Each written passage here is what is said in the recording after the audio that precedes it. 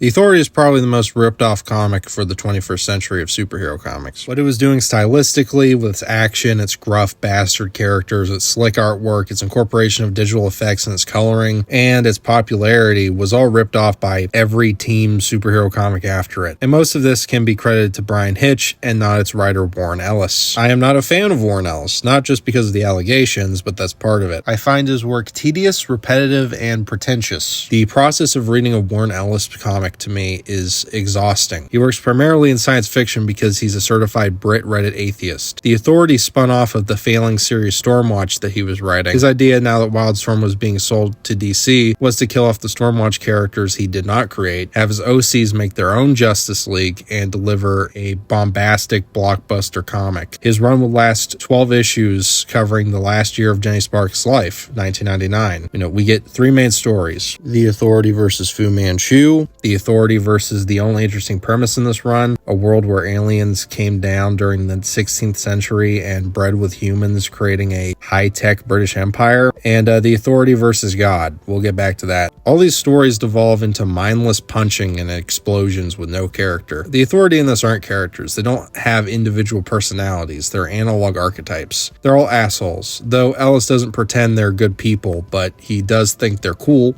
The Authority were absolutely the bad guys. It's just they were incredibly, I was going to say interesting, but at least charismatic. I'll give myself that much. They were charismatic bad guys who just happened to be fighting even worse guys.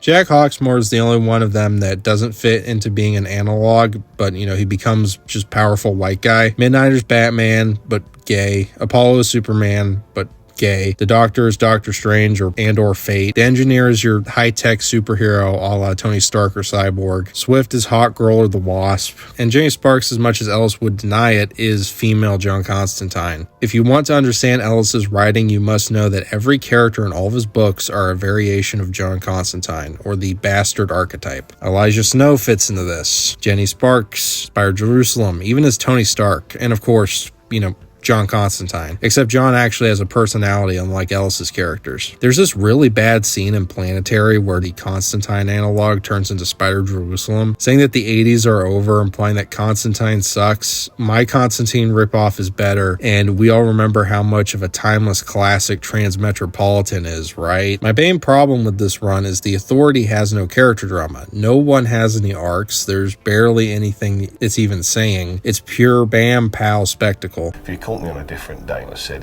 what I did with the Authority is take Stormwatch and strip out all the plot and character.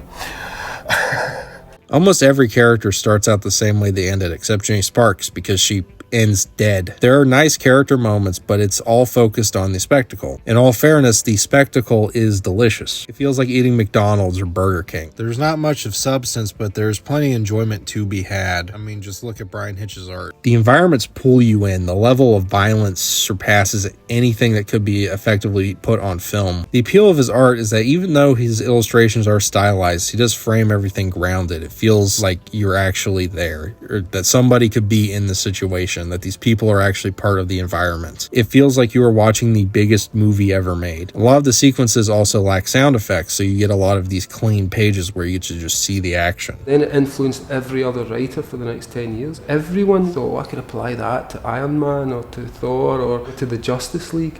You see a lot of the style echoed in both New and Ultimate X-Men, Hickman's Avengers and X-Men, Jeff Johns' Justice League, New Ultimates, and of course the original Ultimates, which I had always heard as the Authority but with the Avengers, which is kind of true, except in the Ultimates it's closer to a 90s drama punctuated with Hitch's bombastic art and sequences, some far more effective than anything in the Authority. We do have the 9-page spread in the Ultimates too, but back to the stories. These stories function as a way for Ellis to set up playsets for Hitch's action figures instead of real stories that you care about. The second arc has the most interesting setting, but it descends into making the aliens black people, and the villain talks like a hood gangsta, calling Midnighter a white boy, as they want to make rape camps of our world. Real classy, Mr. Ellis. The third storyline has interesting elements as well. This is where Jenny Sparks' motivation is brought to the forefront of wanting to use her last year to fix the world, except nothing is expanded from it. You get a very weak Reddit interpretation of God, or the Demiurge, who's a giant pyramid, which I'll give credit, gives extra implications for the world, and as well as being a striking visual. But this Demiurge never feels like a threat to these heroes. It's God, but never feels like a threat. It's just a monolith that shoots sperm at the authority. It should also be noted that the build-up to God coming to Earth was reused in Ellis's Ultimate Nightmare. This ultimately serves to be a very Reddit atheist, my superheroes can kill God. It ends with Jenny Sparks dying. A death that is severely undercut by Swift having to point out that the century doesn't actually end until 2001, which takes you out of what should be an emotional ending. And of course, it ends with a tease for the next run. It ends a very dated 12 issues. The series was transgressive, edgy, bold, but in 2025, soon to be 2026, it leaves a substanceless hole in your enjoyment. The Authority would go on for another decade, most notably being critiqued by Joe Kelly in his Action Comics run with the team The Elite, featuring Manchester Black, the ultimate Ellis protagonist parody. The Wildstorm universe would be killed off in 2010. That year, Ellis would return to write a crossover between Planetary and the Authority set in 1999. Interestingly, they don't actually cross over at all, but both deal with the same threat. It's fine. Jenny Sparks and Elijah Snow bang. The Wildstorm universe would be incorporated into the New 52 with a new Stormwatch series that would basically become a new Authority book. And eventually in 2021,